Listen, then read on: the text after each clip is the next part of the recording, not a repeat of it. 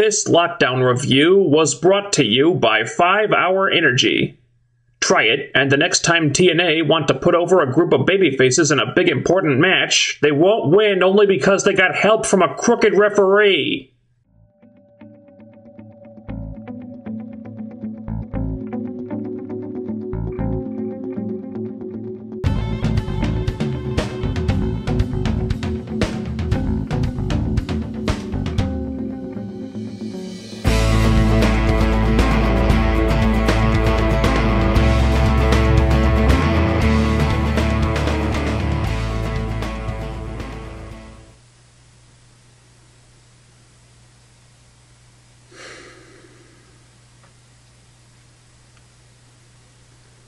WWE is doing their best to kill the traditional pay-per-view model as we know it. Going into lockdown, there was a lot of pressure on TNA because from this point on, they really have to deliver big time on pay-per-view. They're still charging full price, while fans can now get WWE pay-per-views for $10 a month. And thanks to the WWE Network, there's going to be even less incentive to buy TNA pay-per-views than there was before. So TNA absolutely cannot afford to half-ass it. They need to hit a home run on pay-per-view and do it every single time. Is that what they did with Lockdown 2014?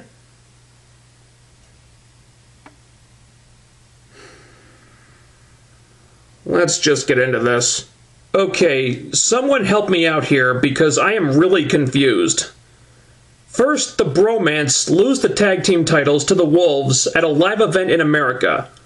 Now, this happened after the UK tour, but for some reason was acknowledged as happening between the second Manchester Impact and the first Wembley Impact, I think. So TNA would have us believe that after Manchester, they returned to the States, did a house show in West Virginia, then came back to the UK in time for Wembley, even though Wembley was taped the day after Manchester. Then like a week later, also after the UK tour mind you, the Bromance win the tag titles back at the Wrestle 1 crossover show in Japan.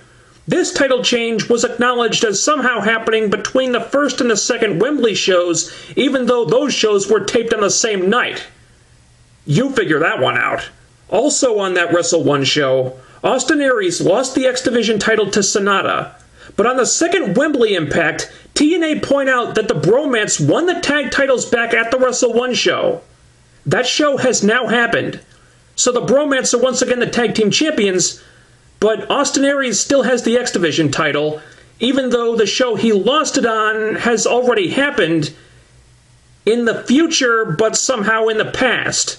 Then, 3 days later at Lockdown, Sonata is now the X Division champion and is acknowledged as having won the title from Aries at that same Wrestle 1 show, which is said to have happened 1 week prior, putting it 4 days before the second Wembley show on which Aries was still the X Division champion, but somehow after the first Wembley show, even though they were taped in the same night, and oh my god, this timeline is a fucking maze.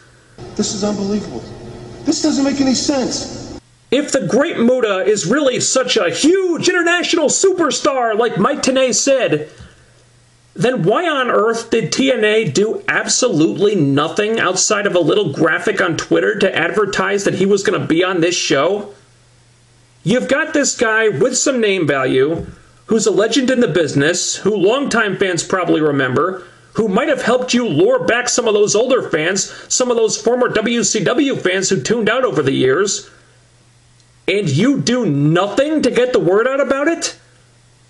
He doesn't even get like a single mention on the TV show? Not a single one? Well, what the hell is the point of even having Muta on the Lockdown card at all then? You people are fools! There's not much you can say about this six-man tag opener. It was a really fun match, and with no story and no build-up to it, that was all we could ask for. There was a lot of action, almost too much in fact. It kind of felt like they tried to cram 15 minutes of action into about 10. It was going so fast that you didn't really have a chance to absorb much of it. But when you're just throwing those guys out there cold with no story to tell, all you can really expect is a big car wreck spot fest, and that's what they delivered. I like Sonata a lot. I got no problem with him being the X Division champion for a while. assuming TNA actually do something with him. It was a fast-paced opener, and TNA gave us nothing to go on here, so that's pretty much it for this one. I hate it when TNA do in-ring talking segments on pay-per-views. It always feels like stuff that really should have been done on the TV show, and this was no exception. Dixie's got some insurance policy from New York, just reiterating a bunch of stuff we already knew to kill time because Angle EC3 wasn't happening. If you're wondering why they couldn't just give that extra time to the other matches instead, well, I don't have an answer for you. I think the verdict on Samuel Shaw is that while the character is interesting, this is a case of the gimmick hindering the wrestler rather than enhancing him. The last time I saw Sam Shaw in a cage match, it was on a one-night-only show last year before he had this gimmick, and he was one of the better parts of the match. But this? Samuel Shaw versus Ken Anderson? This was nothing. This is what I was afraid of. The new style that Shaw's wrestling now just does not make for good cage matches. Not at all. Shaw's facial expressions and body language are good, and pulling Christy Hemme through the hole in the cage was sort of creative, and I like that he was able to outsmart Anderson. But goddamn, it was almost cartoonish how bad the rest of this was. I mean, threatening to throw himself off the top of the cage if Christy doesn't come out? That was just really weird and awkward. Like, how did we get here? I mean, this thing with Christy hasn't even gotten over yet, really, and now suddenly we're doing this? I have no idea what TNA were going for with this one, but I'm pretty sure it didn't work. One of the lockdown matches I was most looking forward to was Ethan Carter III versus Kurt Angle, and it really bummed me out when this ended up not happening. But I was hoping we would at least get a match of some kind to make up for it, and I thought this would be a great opportunity to maybe do the re-debut of Kenny King with his new gimmick, or failing that, maybe EC3 Eric Young or something, that would have been fine. Instead, Bobby Lashley. Say what? Bobby Lashley? Bobby Lashley? Bobby Lashley. The guy who, last time he was there, tanked so badly as a babyface that they had to turn him heel, then did a storyline about how he hated being in TNA and wanted to leave, and now he's back as a face. Presumably because his MMA career was going nowhere fast and he needed a job. Or was this another hoop you had to jump through to promote Bellator somehow? I don't understand this at all. But Lashley comes out to not much of a reaction. He does two moves and EC3 heads for the hills. EC3, who has way more of an upside than Lashley does. I'm really trying to see the positive here, but I just can't. It's kind of ironic that the two matches TNA chose not to promote whatsoever ended up being two of the better things about this pay-per-view. Manic versus Tigre Uno was pretty damn good. Much like the opener, it was a match with no story, but Tigre Uno's debut had been hyped up a little bit, so there was that at least. And these guys put on quite a show here. I was really impressed. And they had a great match at a point when this show really needed a great match. Considering TNA's recent track record with the X Division, I'm not incredibly optimistic about Tigre Uno's chances of being used regularly, but he had a fine debut here, so good. James Storm versus Gunner was probably the best match on the card from a psychology standpoint. This match was exactly what it needed to be. Storm's a heel now, so he changed his look, he changed his music. They started fighting before they even got in the cage because they just couldn't wait to tear each other apart. It was a violent match with some brutal spots, which was necessary to sell this rivalry the way they built it up. And I loved the ending, with the superplex onto the two chairs. Ouch. I thought the match was a little slow in the beginning, but it ended with a bang. I do wish James Storm had gone over instead, but Gunner definitely earned that one. Let me ask you guys a question. Why exactly are Gail Kim and Madison Rayne feuding? They were friends, and there might have been some tension between them for a while there, but they were still on the same team. Then Madison went away for a year to have her baby, and then when she came back, she had turned face off-screen with no explanation, and suddenly they were now enemies. There doesn't seem to be anything else to it. Even this hype video the match got was pretty vague on all the details. They were friends, and then they weren't, and that's it. And the reasons why were either never really explained or happened so long ago that most people don't remember them. I remember Madison was friendly to Gail at the Knockouts Knockdown show, and Gail kind of blew her off, but that alone wouldn't account for all this. And since then, they've just been fighting for the sake of fighting without ever trying to shed any light on why they're fighting exactly. For these reasons, and all the ones I stated previously, I really did not care about this match at all. And that's 100% on TNA because they did nothing to make me care about it. Having said all that, I'll give credit where it's due. This was a much better match than I expected. They did a lot more than I thought they would. Like that neck breaker off the ropes.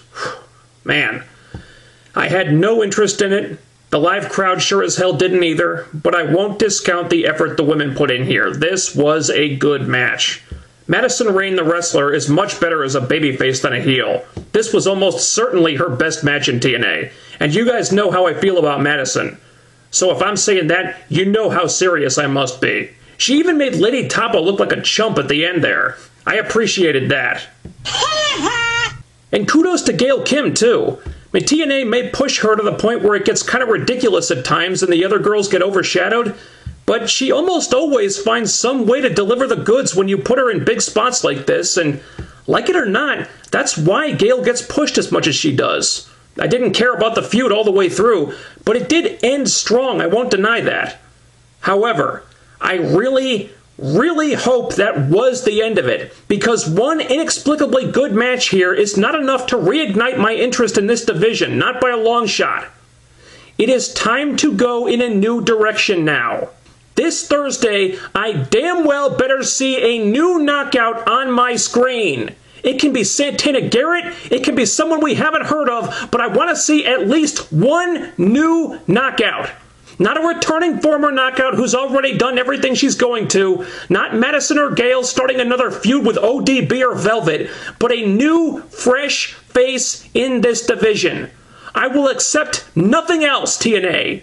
It is way past time this happened. And for the sake of your women's division, it better.